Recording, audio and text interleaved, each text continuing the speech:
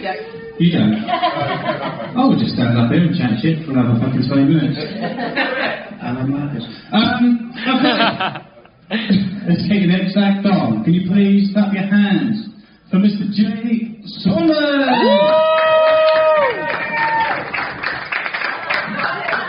Good evening. I suppose I better address the obvious thing. Yes, I'm white, but he's black, so that balances out perfectly for equality and diversity. But if anybody tells him he's not welcome here, that's officially racist. And you can relax, we're not ventriloquist that, we've tried that. You know, he fucking hates it when I try and stick my hand up his arse. Ventriloquists go around the world sticking their hands up dummies' arses. He just goes around the world sticking everybody else's. No, Hawke here helps me manage a psychiatric disorder I got through military service called complex post-traumatic stress disorder. Relax, that's not a joke, I'm just explaining why it's here. If you like, you can think of him as my anti-heckling enforcer. He doesn't bite anybody, he'll just let you groin to do orgasm. And I don't think any of you want to expose your climax face to the rest of the bar, do you? But performing on stage with a dog, I've developed some kind of understanding what it's like to be a woman, because I'm coming out with female phrases now. Things like, excuse me, the eyes are up here. Stop looking at the puppies. Yeah. Don't you dare tell him to come. Right? And I don't want to hear the phrase, oi, bitch, down. It's not permitted. But with PTSD, yeah, I am now officially mental. You know, I've got a dog diagnosis and certificate to prove it. But I just need to point out to you that only people of my community are allowed to use the word mental. Yeah?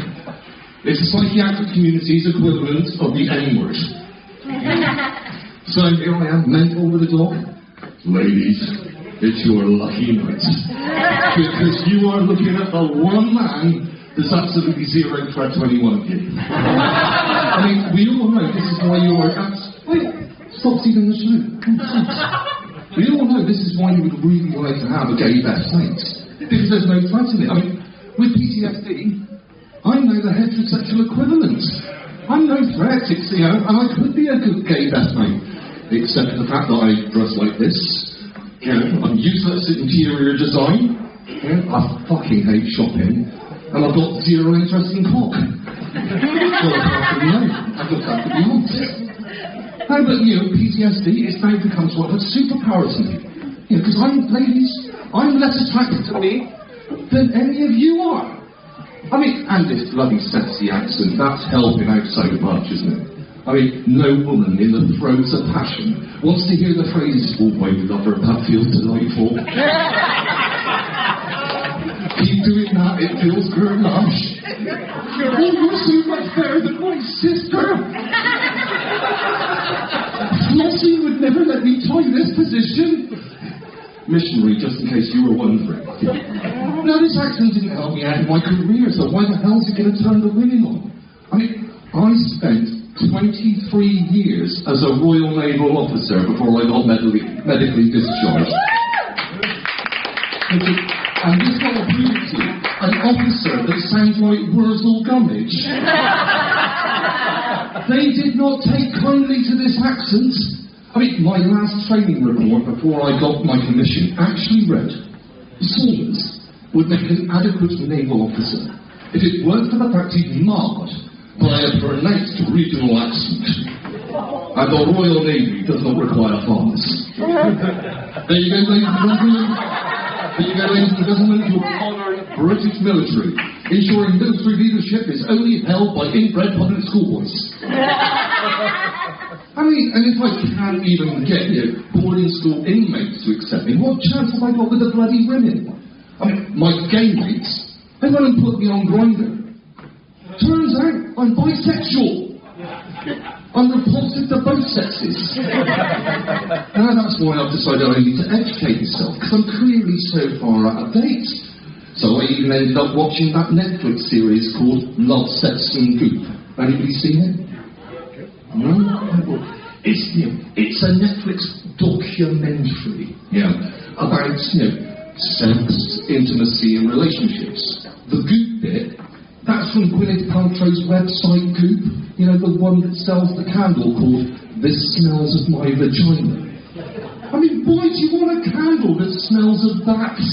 I mean, for Pete's sake, I am more than up for getting rid of stupid sexual taboos or being ashamed about our bodies do. But how's it going to help to have a candle that smells of a food?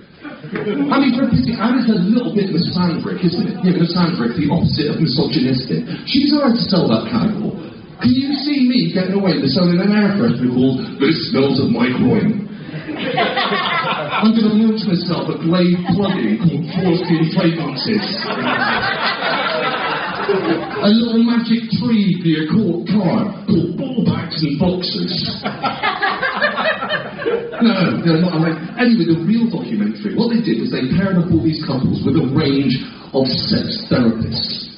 Now, honestly, some of these sex therapists were such whack jobs, they make me look sane. And for pity's sake, I know I'm mental, but I know that doing past life regressions isn't going to put lead in your pencil and get your juices flowing.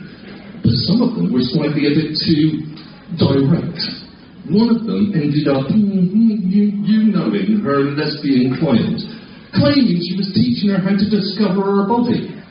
I'm terribly sorry, you want me to discover something? Give me a map.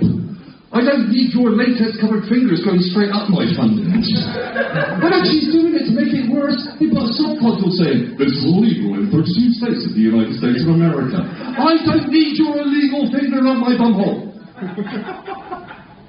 But the best one of the lot was this couple went with a sex therapist because they wanted to explore this couple, the wife's desire to engage in kink.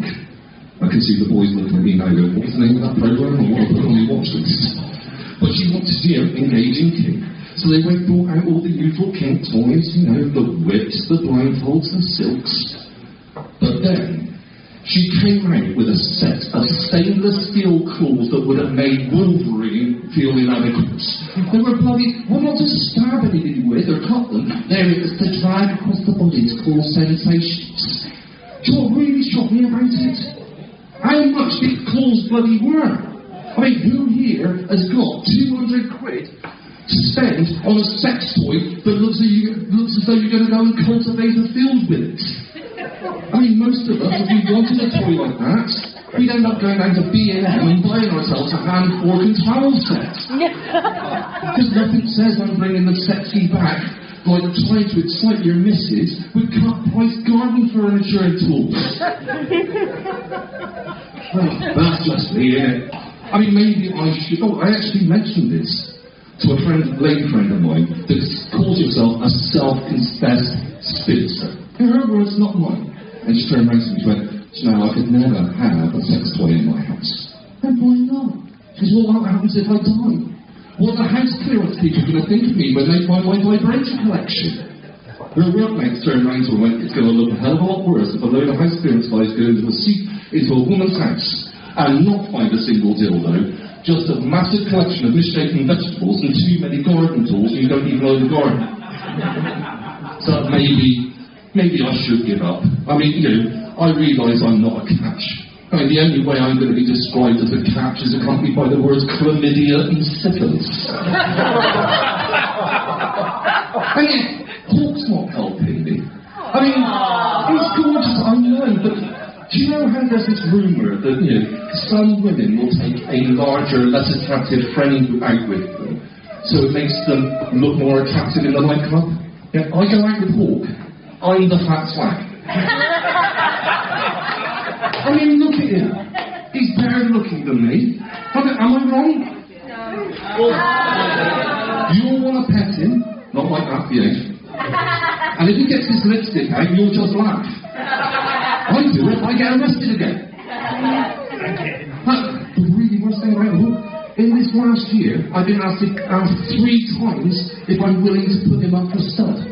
Do you understand the irony of that for me? This dog has been offered more sex in this last year than I have in the last 3. And if he gets it, he's getting paid for it.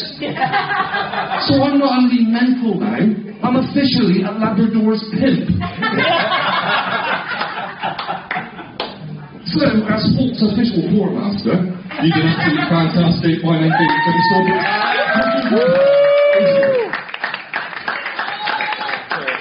Jay Saunders and Hawke. Okay, let's get you.